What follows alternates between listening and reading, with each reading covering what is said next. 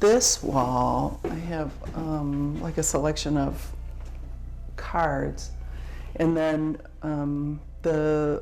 some of them were done for specific shows. So this was, it's called Shrimp Happens, and I did it for the Shrimp Festival on Amelia Island, so I got a booth there and did a couple of those. And this one is, of course, based on a Disney character, a Miss Shrimp Boat.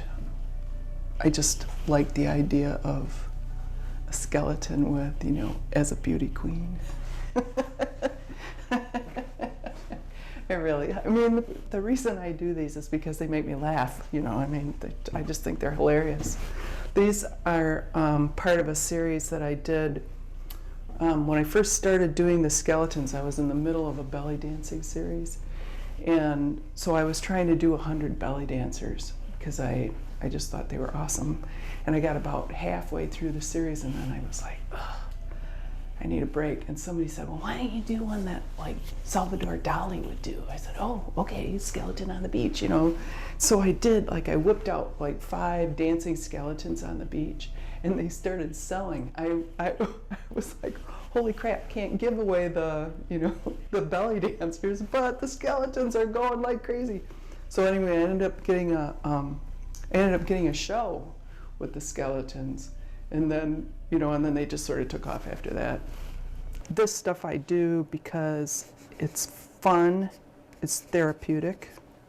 You know, you get into that, what they call a zone, when you're creating, and you're not really, you're completely focused on color and form and light, and so it kind of quiets your brain a little bit. It's very nice. I like it. I mean, I kind of, at this point in my life, if I don't do a painting every day, I feel the lack for the rest of the day. Half the fun is, you know, just sort of experimenting, seeing what you get. So then what I do is I'll take a little rubbing alcohol and a paintbrush. Now I'm kind of melting the pigment on there.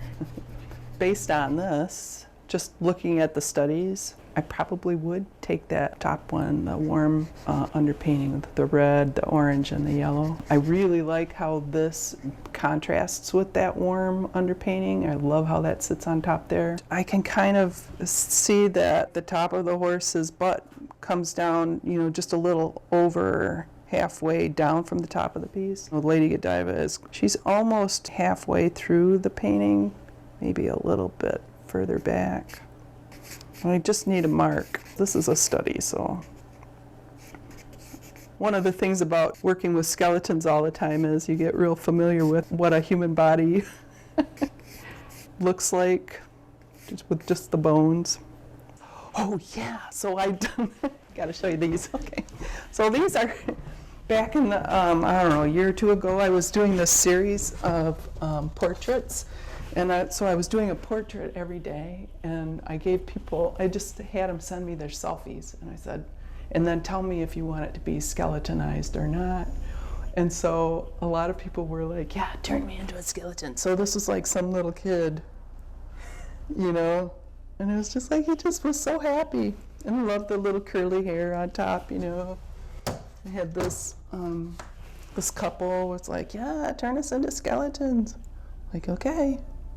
So I did. I ended up with, I think it was 100 portraits in 100 days. So every day I would do another one. It's really good practice. You're really concentrating on your underlying structure. It was awesome. I had a great time with that series. Visit my website, and all the skeletons are there that I have currently. This one will be up when it's finished.